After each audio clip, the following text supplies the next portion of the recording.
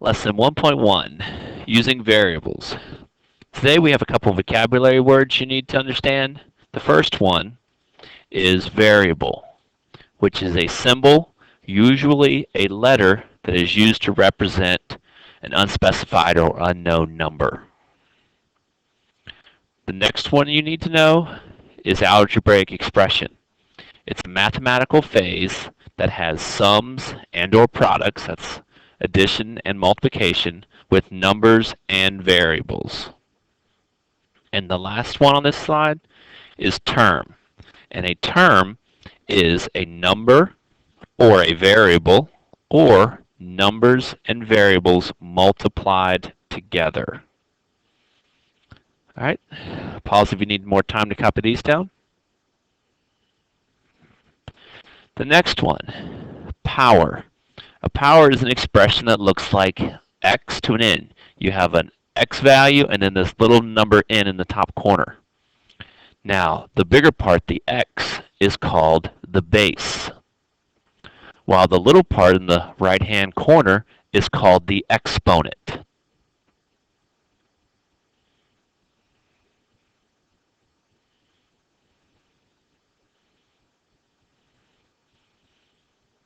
Now, here's 4 examples with the number 3 with an exponent for each one. Now, if you have a 3 with a 1, the way you would say that is 3 to the first power.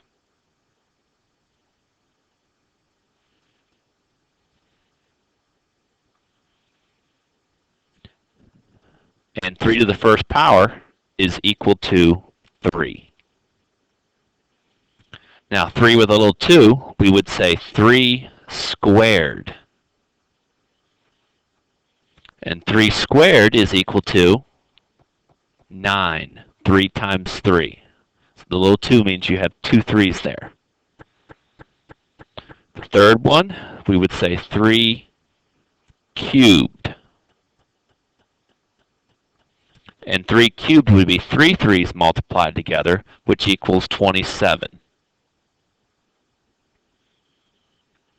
In the final example here, 3 with a little 4, we say 3 to the 4th power. We have no more special names after 4. We would go 3 to the 4th power, the next one would be 3 to the 5th power, 3 to the 6th, and so on.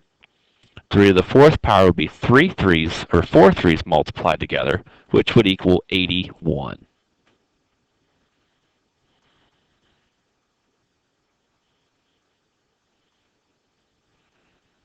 All right, our next slide. At this point, you should try to write down as many of the words that you can figure out that associate with the 4 symbols listed above. Any words that you can think of that would go with those symbols.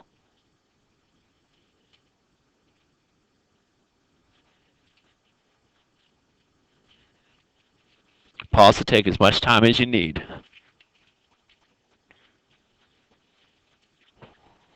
Okay, some of the words that you should have thought of for the first one are sum, plus,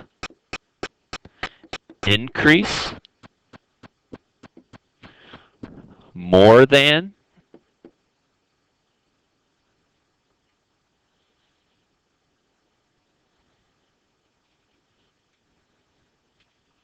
and add.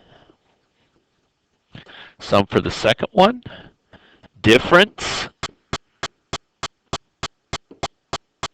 minus, decrease, less than, and subtract. Now this is not the complete list of words, but these are the most common ones used in algebra. The third one, product times and multiply.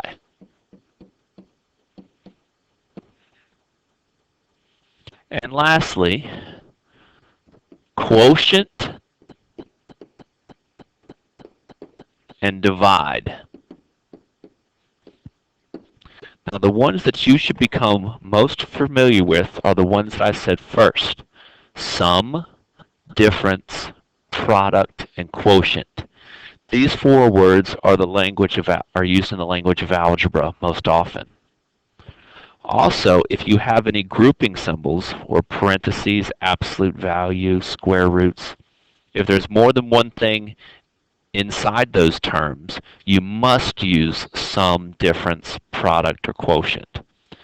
And lastly, be aware that less than will switch the order backwards from the way that it's written in the sentence. And we'll have an example of that here later. All right, next slide. All right, first thing we're going to do is we're going to translate this algebraic expression into a verbal expression. So what we see here is an 8, so I'm going to write the word 8. Now, what is that 8 doing? That 8 is timesing, and you could have used multiply. Multiplying times what? It's multiplying x, which is squared. Now, of course, that's not the only way to write it, but that is an example of the way to write it. Please notice I used a capital letter, I spelled the number 8, and I ended it with a period. Over here is when you should pause and try this one.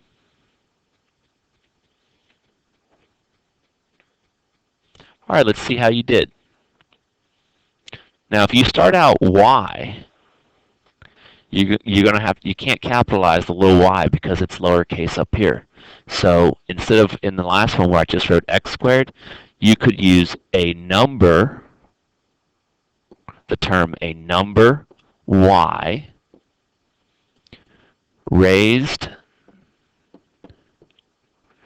to the 5th power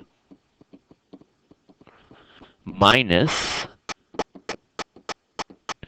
and then we have 16. Now let's start using some of those algebraic words.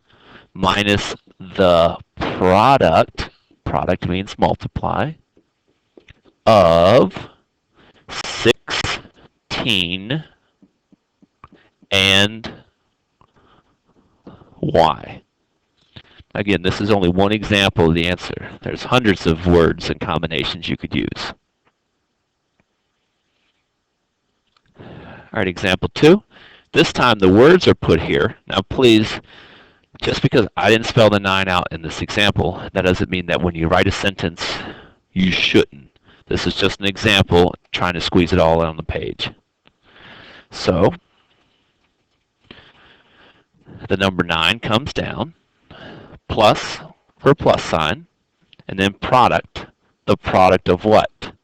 2 and d. So 2 and d times together would just look like 2d. And that's the algebraic expression for that.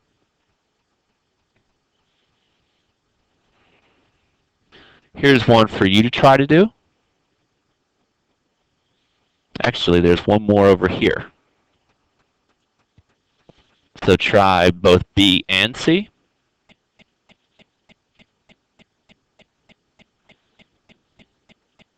Okay, so on B, it says 6 less than B. Now, if you were to write 6 minus B, you would be probably what a lot of people write down. But unfortunately, that's wrong, because when it's less than, you have to switch it around. So the correct answer is B minus 6. Only less than has this backwards property to it. Now for 2, or C, we have 2/5. So that's a fraction. 2 over 5 of the area. So what's the area, what's that A going to do? That A is going to be right behind the 2/5. So 2/5 A.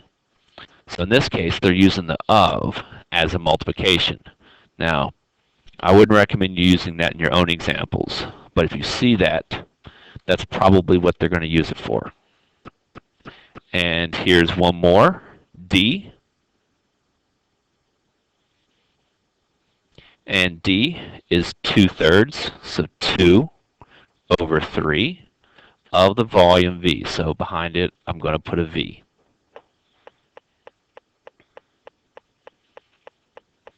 All right, I think there's one more on this page. So please read this sentence. Mr. Wilkins bought 2 adult tickets and 3 student tickets for the Justin Bieber concert. Write an expression to express the cost of the tickets. So there are some numbers in this problem, so you should have those numbers in your answer. And there should be some variables to represent the tickets that were purchased. So take a moment and work on this one.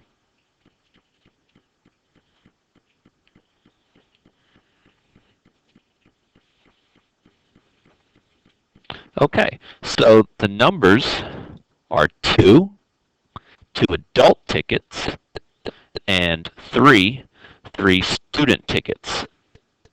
So 2, and I need a variable for adult tickets. Why not A?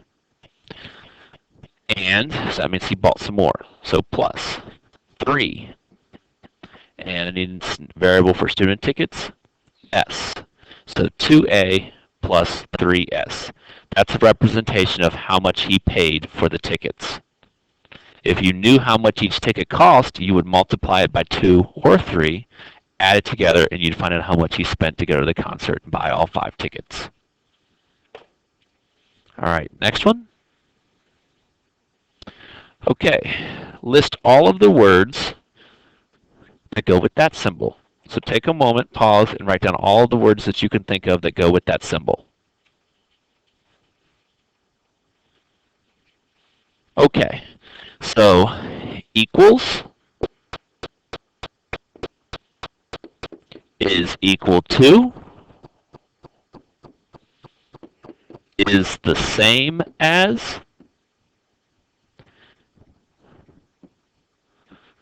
and the shortest one of all, just the word is.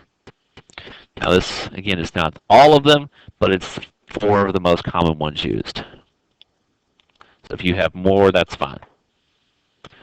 Moving on down. Now we're going to translate this sentence, which has an equal sign in it, into an algebraic, not an expression anymore because it has an equals. It's going to be called an equation. If it has an equal sign, it's called an equation. If it doesn't have an equal sign, it's called an expression. So let's work on this first one together. A number b divided by 3. So b divided by 3. So write it as a fraction. That's our first part. Second part is equal to. So put an equal sign in the middle of this thing. And the third part, 6 less than c. Don't forget about the less than. So when you write this down, this should be c first, 6 last. And that's the answer to that problem.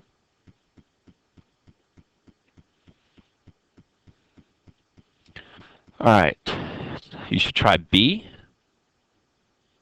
Take a moment, pause, and see if you can write the expression for B.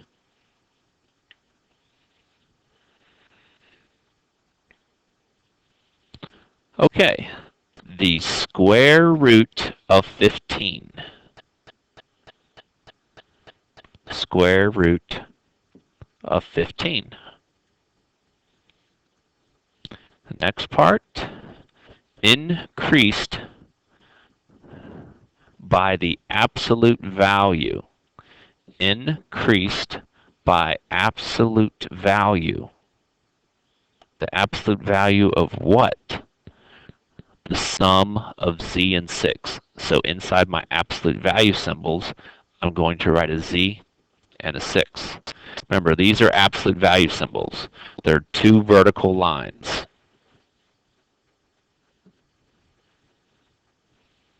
And then, of course, I have my is. So that's my equal sign. And then difference. Difference means minus. So x minus 4. And that's my answer. Okay, I think there's one final question on this slide. Please take a moment and pause and write out C.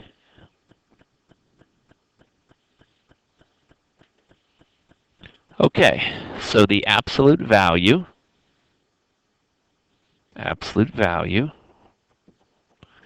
of the product of 4 and x. Product means times, so inside those little bars goes a 4 and an x. Okay, that's the yellow part.